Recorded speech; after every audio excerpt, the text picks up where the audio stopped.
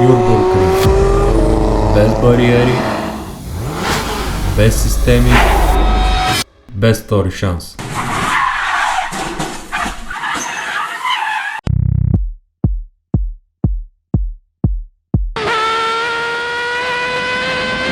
The whole surface of the Nürburgring is never even, you know, it's never totally flat. You're sort of, if the left-hand side of the road is up, the right-hand side's down. The whole car is pitching and tossing all the time.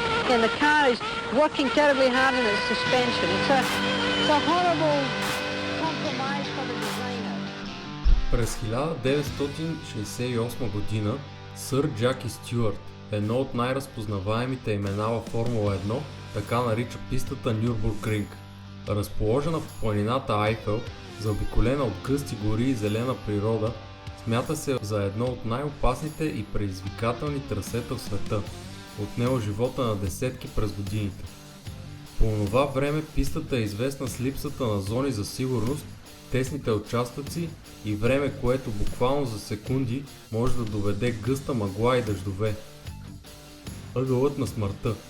Въпреки че не е официално име, този участък е известен сред пилотите с прякора ъгълът на смъртта, защото представлява бърз скок, последван веднага от остър ляв завой. Неподготвените или прекалено самоуверени шофьори често се озовават катастрофа точно там. През 1983 година се появява 23 годишен германец, който кара така, сякаш физиката не важи за него.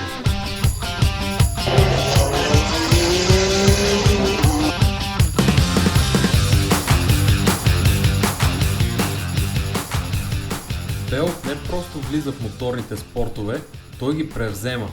През 1981 година печели титлата във Формула Форд, а само за 2 години по-късно вече в заводския отбор на Порше. Според архивите на Порше, той е бил смятан за най-големия немски талант преди появата на Михаел Шумахер. Той е притежавал рядката комбинация от наглост и прецизност.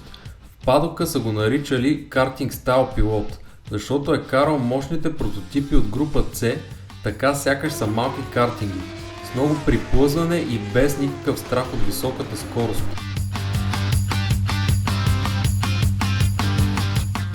Една от първите коли в историята на маратонските състезания, която използва аеродинамичен тунел в пода си. Така колата буквално се засмуква към асфалта, колкото по-бързо караш. Това е позволявало на Белов да преминава през завоите на зеления ад с скорости, които са били немислими до тогава. Рискът обаче е голям, защото ако колата подскочи на някоя от неравностите на Нюрбургринг и въздуха влезе под нея, тя губи цялото си сцепление мигновено и излита от пътя като самолет. 2,6 цилиндровият боксерен двигател с две турбини е произвеждал около 640 конски сили, докато автомобилът е тежал само 800 кг.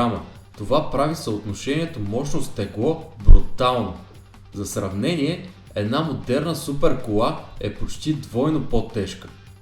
Тази ниска и широка машина веднага се свързва с златната ера на група C.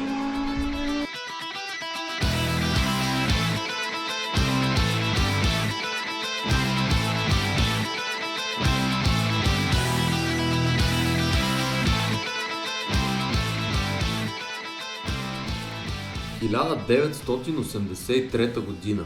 Състезанието 1000 км Нюрбургринг. Пистата е пълна с трафик, още първите обиколки времената падат. Хронометрите показват числа, които дори екипът на Порше не очакват. Штефан Белов кара Поршето на Северната дъга така както никой до тогава. Още тогава всички разбират, че това няма да е обикновен ден. Секундите падат една след друга, завой след завой. Инженерите гледат и не разбират как е възможно. 6 минути и 11 секунди. Най-бързата обиколка правена някога на Северната дъга. Рекорд постигнат в състезателен трафик. Белов кара на ръба на сцеплението и отвъд него. Средна скорост над 200 км в час. Помните ли последния път, в който карахте колко? Има ли същи? 200 км в час и се молихте за живота си?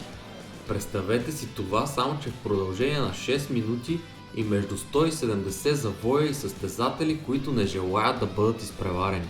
След рекордът е обявено, че този тип състезания са твърде рискови и екстремни и прототипите от група C вече не се допускат на тази писта. Северната дъга е затворена за най-бързите коли в света и рекордът остава.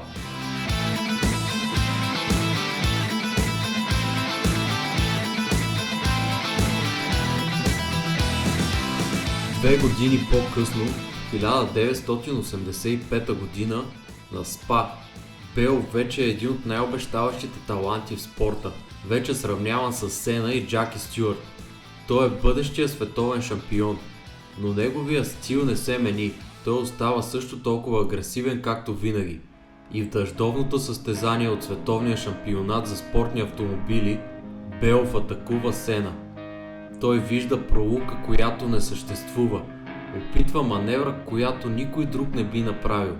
И само за секунда контакт, колата излита в бариерите със скорост над 250 км в час.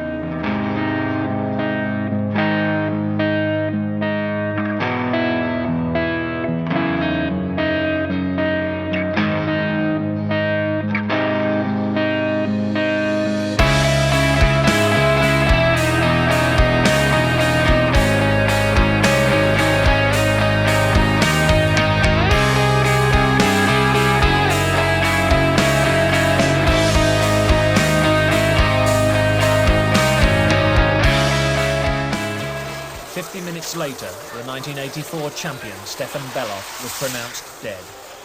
The racing world had lost a hero, and Germany one of its finest ever young drivers.